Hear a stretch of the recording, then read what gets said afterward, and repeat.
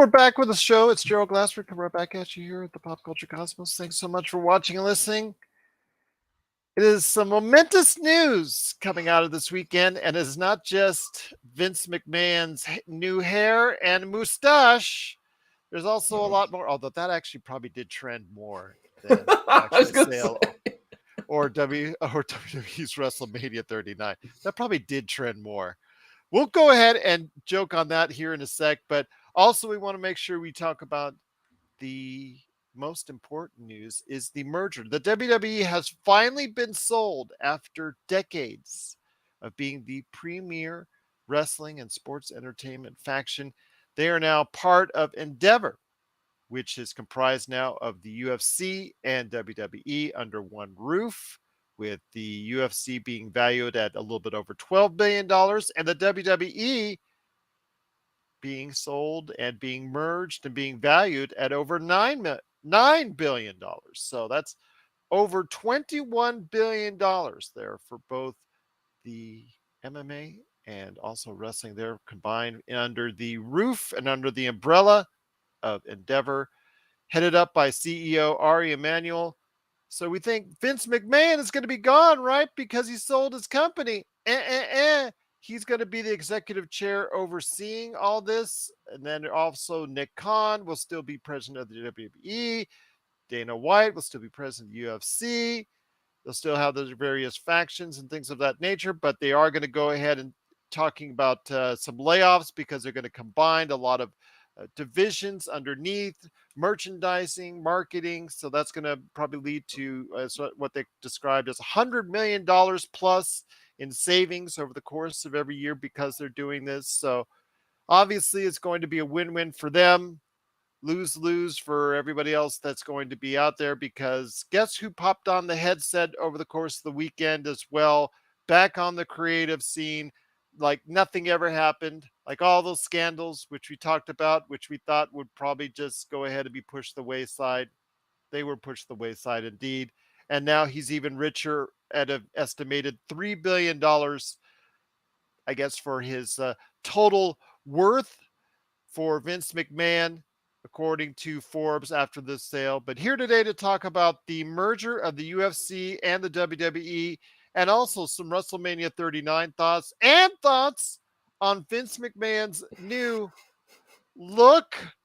It's a good man indeed. You got to go ahead and check out what he's doing today at the PVD Cast at thepvdcast.com. It is John Orlando. And John, great to have you back. I want to apologize for my very angry and very disturbed messages that I sent to you because of my frustrations with the WWE, as usually what happens over the course of a weekend, and the levity that we could provide to each other by all picking on Vince McMahon's new look, which I described, I think, to you as a geriatric Freddie Mercury gone wrong.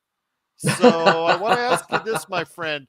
When it comes to the actual sale, although please feel free to go ahead and rip on Vince McMahon's new look aside, his creative things aside, obviously this is something he was pointing towards for a long time. It finally got done, but yet he doesn't have to step out of the limelight just yet. Yeah. First of all, I would like to point out that it was a good friend of mine, Ringside Rand, who pointed out that Vince's look is reminiscent of Max Baer Jr., the actor who played Jethro on the Beverly Hillbillies. Yeah, so he's I don't know if he's stealing that guy's look or the other way around. I don't know. I don't think I want that look either which way around. So okay.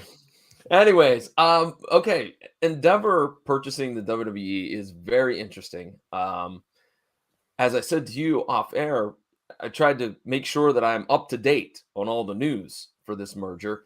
And there seems to be a lot of question marks still up in the air. How is this going to impact? Yeah, how is this going to impact both those brands, UFC and WWE?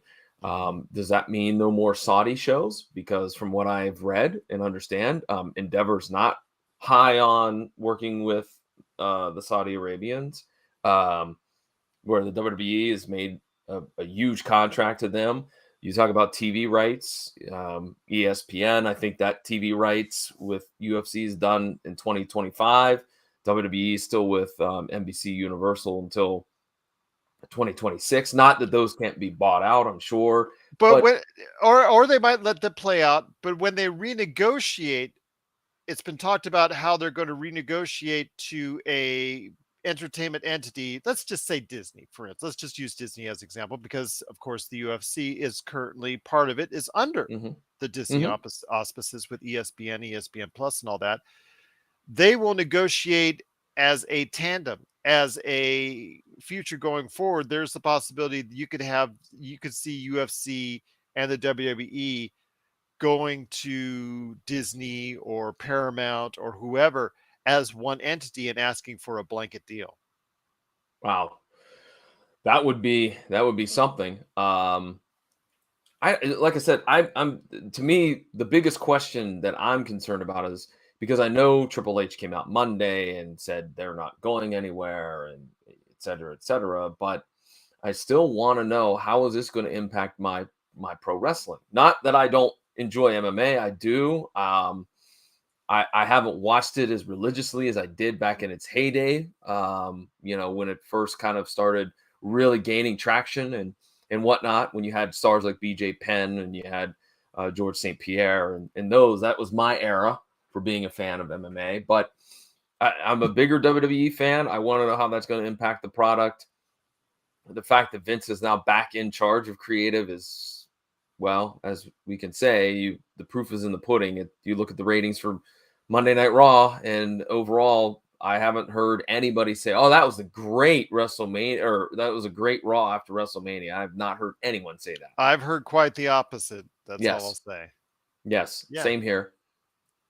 I So will I say don't. though, again, the thing is though, behind the scenes, I talked about it. They're talking about saving as much as $100 million by combining assets, behind the scenes, marketing, promotion, human resources, combining those departments could save them upwards of $100 million annually to the company and obviously to their shareholders. The thing that concerns me though is you're right. Will each other's products bleed onto each other's products outside of maybe a commercial here or promotion there, something like that? Little angles that you can do. I get that. We see that in the WWE with Jake Paul. We see that with other George entities Kittle come. this past Yeah, weekend. George Kittle was Bad involved. Bunny, Bad Bunny. yeah, that's fine if you have various UFC wrestlers come in for a little thing and maybe come up. We've seen that already where mixed martial artists, former UFC champions, have come into the ring and stepped into the ring as far as for match here, match there. Vice versa, we have seen appearances by The Undertaker at various UFC shows, et cetera, et cetera. We'll see that probably going forward now. But how much bleeds onto each other's product? I agree with you. I have a slight concern on that as well. Yeah, because it. I mean, as you said, we know it's going to happen. It's obvious that they're going to do something where they would have a little crossover feud, and again, that's fine. And again, I will say that I would not be opposed to this if, let's say, and I don't know. I'll just pick somebody. I don't even. Let's say that we'll. And again, excuse me, folks, that I'm a little bit old school when it comes to my MMA. Let's say there was a George St. Pierre. All right, he's still around. I have no problem if he's a massive star in the UFC. If he came over to the WWE and he did like many others, learn how to work as well as being a great fighter. I think that I don't have a problem with that. I think that works. I think that the problem that you have is that sometimes MMA folks are not a kind of clued in as to how things work in the wrestling world, and b they're misused. All right, that they like a fine example, Tank Abbott in WCW, or even Dan Severn to an extent in the WWF at the time. Yeah. So I think that is, but I mean, let's be honest, talent's misused all the time, so that really should not be a concern of mine. Well, and again, we'll have to see how it plays out. I mean, for Vince McMahon, it's a big win financially because of the fact that he does sell his company. Finally, the things have fallen into place, something we've speculated on for quite some time. It went a little bit higher than I had expected to. $9.3 billion, Mm-hmm. I think, was the final selling price on that. That was probably about maybe a billion and a half more than I thought it would go for. But your thoughts on seeing the WWE sold that high? Well, I was surprised by it. I was more surprised at the other figure that you referenced while we were talking off air is 12 million for the UFC. I did 12, not 12 realize it. billion. 12 12. billion. I'm sorry. Did I say million? Yeah, 12 you said. billion. Yes. Yeah, 12 billion. That one's the one that shocked me, to be honest. I just kind of was like, wow, I don't know. I don't know if I was shocked by that. 9.3. I mean, I guess that's a fair number, I guess. I don't know. Here's the thing, though, that I marvel at the most is everything that we have heard about with Vince and all of his problems and all of his scandals. How does he manage to be like Teflon and nothing sticks? Yeah, nothing sticks. I mean, he's back right where he wants to be. He's choosing to be. And funny because in these statements, once the sale went public and once the news got out there and he made the appearances with Ari Emanuel, he said that he was only going to dabble in creative, as far as not, he's only going to be part of the big picture and not the smaller ones. And the thing that gets me though is who was on the headset all weekend long during WrestleMania 39, and that was none other than Vince McMahon. Things had looked sort of better. We had talked about on the Hmm. show. We had talked Hmm. about on our State of Pro Wrestling's time and time again how much things look better as far as story wise for the most part under Triple H and a little bit younger way of looking at things. Yet it seems like now we're reverting back to what went wrong with WWE in the first place, where you have someone who just does not have his finger on the pulse of what works in pro wrestling anymore. And it's got ripple effects. I mean, let's be honest. If you think that an indie wrestler coming up, do you think they want to go to the WWE right now in this chaotic environment? Do you think Andrade, Miro, FTR want to go back now? I mean, it's just and what about the people that were brought back under Triple H's regime? Braun Strowman, Bray Wyatt, et cetera, et cetera. All of these people have to be nervous because Vince has got his paws back on creative. Yeah, absolutely. Very disappointing. And that led to a mixed result on this past weekend when it comes to WrestleMania 39, my friend. I said at first I only wanted to talk about the UFC WWE merger, but I thought, you know what? WrestleMania 39 has passed and we got to have some reflections on it. TJ Johnson is in the chat and he's so funny because he's using what is being called the main meme that's out there. I know that everybody's talking about how Vince McMahon's new look looks like J. Jonah Jameson and that he's looking for Spider-Man. I know that's the most I guess that's the largest and most well-running theme that's out there for his new look. But he was back behind the headset for WrestleMania 39. TJ said it best. WrestleMania was great on the first day. Very good first day. Connected very well. Capping off by the victories for Rhea Ripley and also, which was to me a little bit of a surprise. But then I found out later on that Charlotte Flair wants to take time off. So that's usually expected that she'll drop the title if that's the case, because now she wants to focus, I think, more on her bodybuilding career for a little while. But also want to go ahead and give a shout out to Sami Zayn and also Kevin Owens for winning the tag team titles in a very emotional victory for them. Your thoughts on night one of WrestleMania? Night one, I really liked. I mean, night one had one of the biggest surprises of the weekend, and that surprise was that WWE WrestleMania showcased 4-team tag team match was really good. I definitely felt this was going to be the time for you to go get a drink, go get a sandwich. Don't worry about this because it's a meaningless event, a meaningless match, excuse me.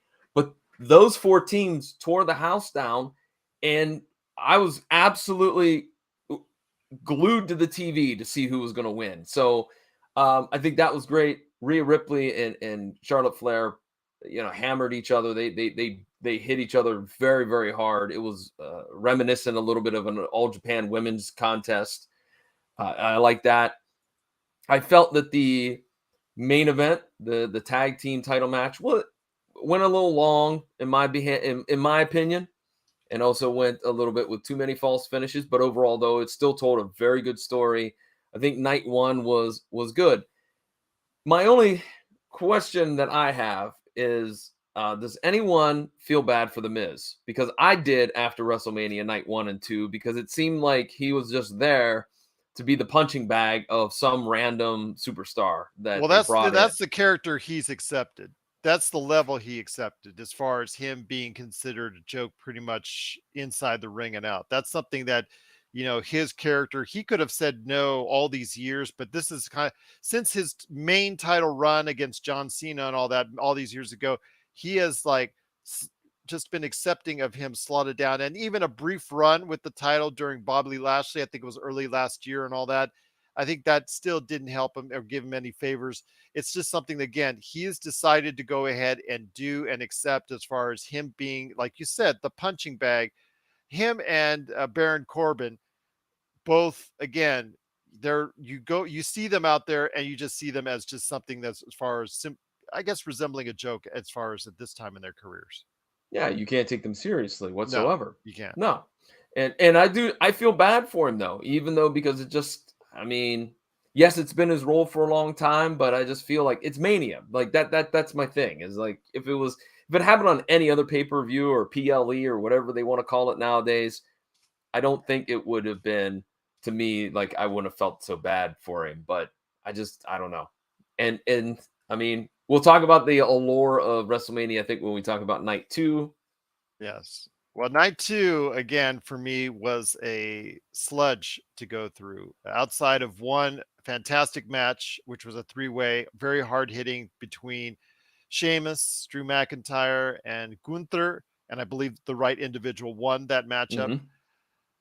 Unfortunately, there were some very poor decisions that were made at the end of night 2 in regards to Asuka not winning against Bianca Belair. I thought Bianca Belair, I mean, she's been a champion for a year and a very credible one at that. I think it would have reinvigorated her character if she would have been able to go and chase down a champion, or maybe become, a matchup against Rhea Ripley, which it looks like they may do anyways, because they might be doing a title merger after what happened on Raw, which again is long overdue. But that's fine. I guess, again, my preference is for Asuka to win the title, but that's not, again, Bianca Belair is an outstanding champion, and I'm not really too broken up over that. You and I spoke about that over our last State of Pro Wrestling. It was going to be close either which way. But your thoughts, though, on night 2, headed off by what I think is a poor decision, because you got rid of the only babyface challenger you have left for the next year that's viable in Cody Rhodes. Well, a friend of mine that was here when he came to my home said, I really want Reigns to win. And I said, I get it. You want Reigns to win because everybody expects Cody to do so. And actually, truth be told, Gerald, if it was any other PLE, if it was SummerSlam, if it was Survivor Series, if it was Royal Rumble, if it was stupid Fastlane, Backlash, whatever, if it was any other pay-per-view, I would have said, I agree with you on that. But this was Mania. This is where you have built this entire story to, for lack of a better term, reach its climax at Mania. People they needed to have Cody win. Well, that's the And same thing. That's the same as far as goes into Sami Zayn in Canada. Should have won the title in Canada.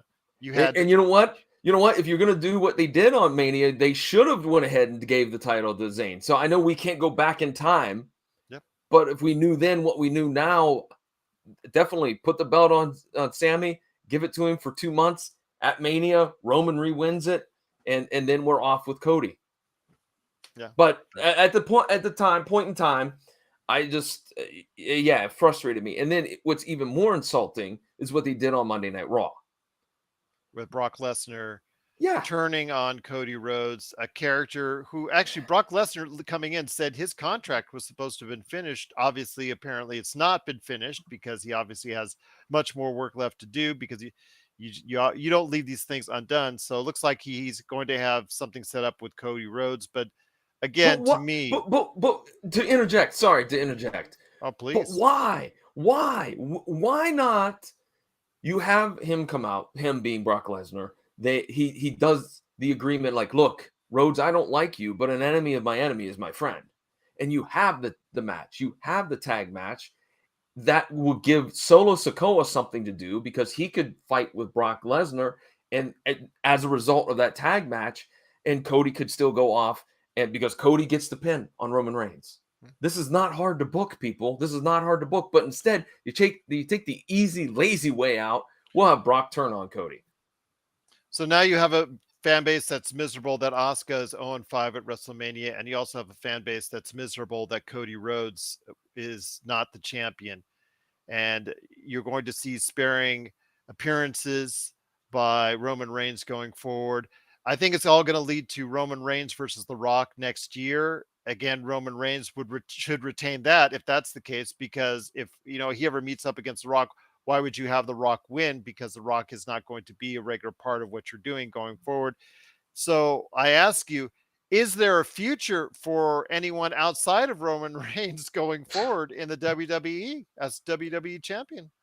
Well, I think one of the things, as was mentioned when I talked to my pro wrestling pundits, I think they really want to push this 1,000-day limit so that he can be up there with Bruno and Pedro and Backlund and Hogan. But I, to me, it's ADD booking. If you're going to do that, then focus and pay attention to that. It seems like that's also like something else that's going into this other storyline.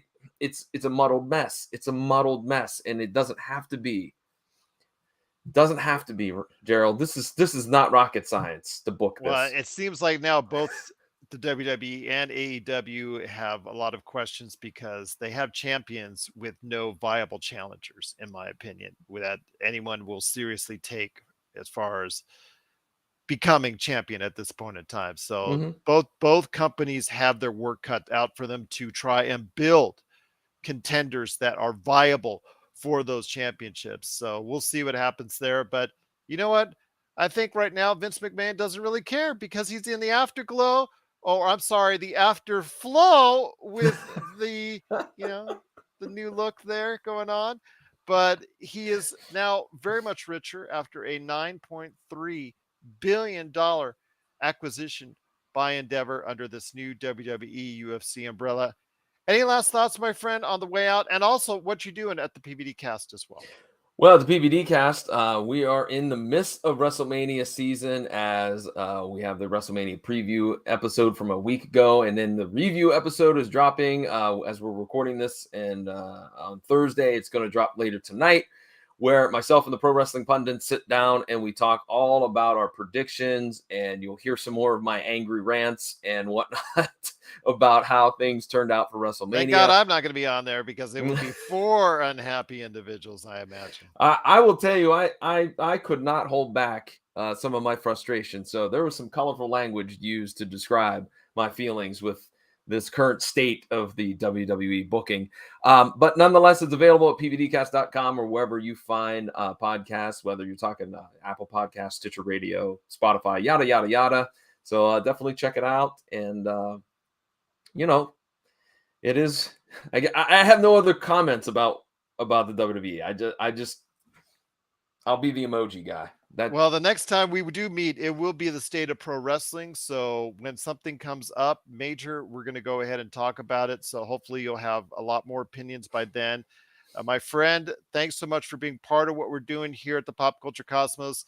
Got to remind everybody that the WWE and the UFC have merged under a now $21 billion plus conglomerate under Endeavor. Ari Emanuel is the new CEO. Vince McMahon and his new sponsor, Just for Men, are now part of the Endeavor conglomerate as executive chair. Of course, Nick Khan is WWE president, Dana White is UFC president. But yeah, it's just going to be a very interesting time indeed to see how it's going to be going forward. And we're going to keep a close eye on this new merger, how it works out, what that means for you, the fan, as far as a new TV deal coming down the line, if they negotiate together or separate going forward. How will the products look on air?